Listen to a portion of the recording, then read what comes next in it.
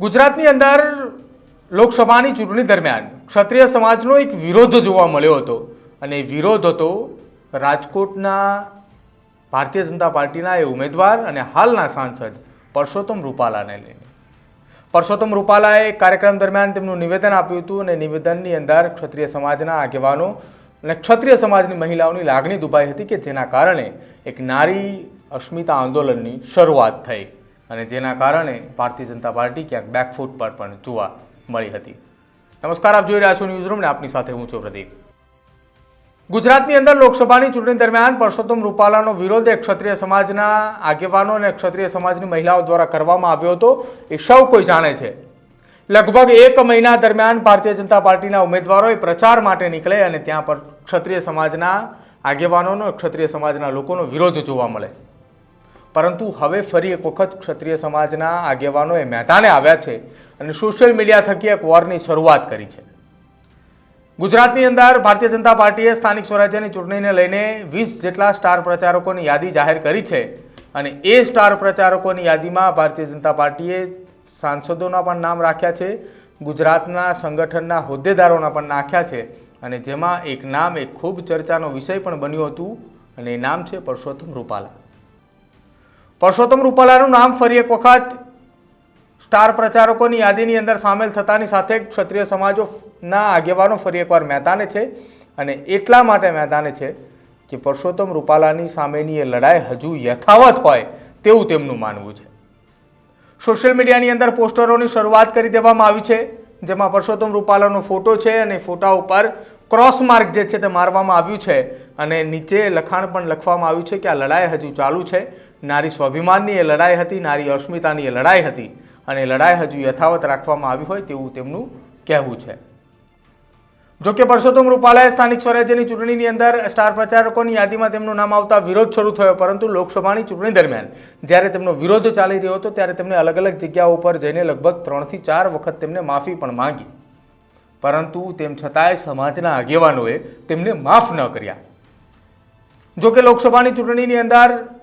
ક્ષત્રિય સમાજના વિરોધની વચ્ચે પરસોત્તમ રૂપાલાએ રાજકોટ બેઠક જીતી ચૂક્યા છે। બીજી તરફ કેટલાક એવા જિલ્લાઓની અંદર પણ જે ક્ષત્રિય સમાજનો વિરોધ જોવા મળી રહ્યો હતો, જેમાં જામનગર હોય, આણંદ હોય, આ તમામ જગ્યાએ વિરોધ જોવા મળી રહ્યો હતો, તેમ છતાંય ત્યાં ભારતીય જનતા પાર્ટીના ઉમેદવારોની જીત થઈ, પરંતુ જે વિસ્તારની અંદર ક્ષત્રિય સમાજનો વિરોધ જોવા મળી રહ્યો હતો એ વિસ્તારની અંદર કોંગ્રેસને ત્યાંથી સૌથી વધુ લીડ પણ મળતી જોવા મળી છે। આ વાત એ હકીકત હતી અને હવે એ હકીકતની વચ્ચે જ્યારે સ્થાનિક સ્વરાજ્યની ચૂંટણી છે અને એ જ ચૂંટણી દરમિયાન પરસોત્તમ રૂપાલા કે જેમને સ્ટાર પ્રચારક બનાવવામાં આવ્યા છે અને સ્ટાર પ્રચારકોની યાદીમાં અનેક એવા નામો છે, એ લિસ્ટની અંદર રાજ્યસભાના સાંસદ હોય, લોકસભાના સાંસદ હોય, તમામના લિસ્ટ છે, ભારતીય જનતા પાર્ટીના સંગઠનના હોદ્દેદારોના લિસ્ટની અંદર નામ આપવામાં આવેલા છે, પરંતુ કોઈનો વિરોધ નથી। વિરોધ માત્ર એક પરસોત્તમ રૂપાલાનો કરવામાં આવી રહ્યો છે અને એ પણ ક્ષત્રિય સમાજના આગેવાનો દ્વારા કરવામાં આવી રહ્યો છે, કેમ કે લોકસભાની અંદર જે નિવેદન આપવામાં આવ્યું હતું લોકસભાની ચૂંટણીના પ્રચાર દરમિયાન, એ નિવેદનને લઈને હજુ પણ ક્ષત્રિય સમાજના આગેવાનોએ તેમને માફ ન કર્યા હોય તેવી વાત એ આ ફરી એકવાર વિરોધને લઈને ચર્ચાઈ રહી છે।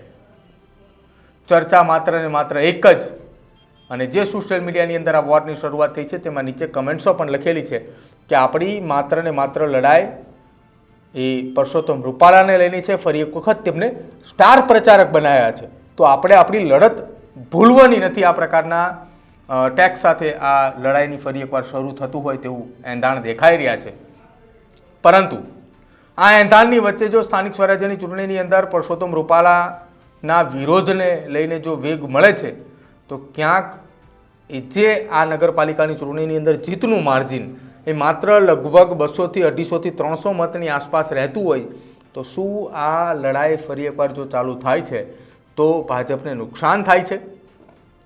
જો નુકસાન થતું નજરે પડતું હોય તો ભારતીય જનતા પાર્ટીએ અત્યારથી જ આ મામલે એક્ટિવ થતા નજરે પડે તેવું સમય દૂર નથી। પરંતુ શું આપને લાગી રહ્યું છે ફરી એક વખત ક્ષત્રિય સમાજ મેદાને આવી રહ્યો છે,